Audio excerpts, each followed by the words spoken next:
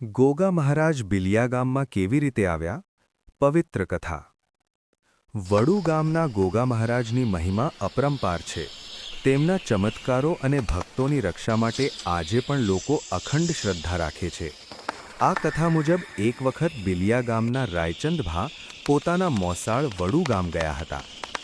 જ્યારે સાંજ પડતા રાયચંદભા વડુ ગામથી પરત ફરવા નીકળ્યા ત્યારે તેમના ફુવા જીવણભુવાને તેમની ઘણી ચિંતા થવા લાગી. એ સમય એવો હતો કે બસ, ગાડી કે રિક્ષા જેવી કોઈ સગવડ નહોતી. રસ્તામાં જંગલ, એકાંત માર્ગ અને નવરા સરપણના રાફડા હતા. એથી જીવણભુવાએ પોતાના સ્થાને બિરાજમાન ગોગા મહારાજને રાયચંદભાની સાથે મોકલ્યા અને કહ્યું, જ્યારે તારા ગામને સીમ આવે ત્યારે ગોગા બાપાને પાછા વળી જવાનું કહેજે.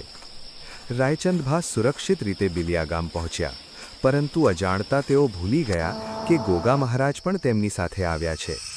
આમ ગોગા મહારાજ રાયચંદભાના ઘરે આવી ગયા. થોડા સમય પછી રાયચંદભા પર ગોગા મહારાજનું પવન શરૂ થયું. ગોગા મહારાજે પોતાના બેસવાની જગ્યા માગી. પહેલા ગામની સીમમાં બેસાડવાનો વિચાર થયો, પરંતુ ત્યારે ગામના સરપંચે ત્યાં બેસાડવાની ના પાડી. પરિણામે ગોગા મહારાજને પાછા વડુ ગામ મોકલવામાં આવ્યા. ચમત્કારોની શરૂઆત. થોડા દિવસ પછી રાયચંદભાના દીકરા અમથાભાની ધર્મપત્ની જીવીબા જ્યારે ભેંસ દોતા હતા ત્યારે દૂધ લાલ થવા લાગ્યું. માખણ કાઢતા પણ માખણ લાલ થતું હતું. ગામમાં આ વાત ચર્ચાનો વિષય બની. એ જ સમય દરમિયાન અમથાભાના દીકરા ઈશ્વરભાને એક સરપણે કરડી. એ સમયે કોઈ દવાખાનું નહોતું. ઘણી જગ્યાએ સરપણ ઉતરાવ્યું, પણ કોઈ ફરક પડ્યો નહીં. ત્યારે ગામના ભલા માણસ પ્રતાપજી ઠાકોરે રાયચંદભાને કહ્યું, વડુના ગોગા મહારાજ અહીં આવવા માગે છે, એટલે જ આ બધા સંકેતો અને ચમત્કારો થઈ રહ્યા છે. ગોગા મહારાજનું બિલિયા ગામમાં આગમન. રાયચંદભા અને ગામના થોડા લોકો ભેગા મળીને ગોગા મહારાજને લેવા વડુ ગામ ગયા.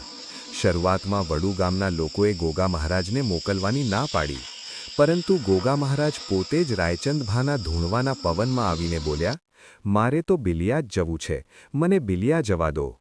આ પછી વડુ ગામના લોકોએ મંજૂરી આપી અને રાયચંદભા ગોગા મહારાજને સાથે લઈને બિલિયા ગામ આવ્યા. જ્યારે ગોગા મહારાજ રાયચંદભાના કોઠે આવ્યા ત્યારે ઈશ્વરભાને જ્યાં સરપણે કરડી હતી તે અંગૂઠાને ગોગા મહારાજે પોતાના મોઢામાં લઈ ઝેર ચૂસી બહાર કાઢ્યું. થોડી જ વારમાં ઈશ્વરભા સંપૂર્ણ સાજા થઈ ગયા. આ પછી ગોગા મહારાજને કોઈને પણ સાપ કરડે તો તેનું ઝેર ઉતારતા હતા. આ ચમત્કારોથી ગોગા મહારાજની મહિમા ગામે ગામ ફેલાઈ ગઈ. મંદિરની સ્થાપના. શરૂઆતમાં ગોગા મહારાજને રાયચંદભાના ઘરમાં બેસાડવામાં આવ્યા.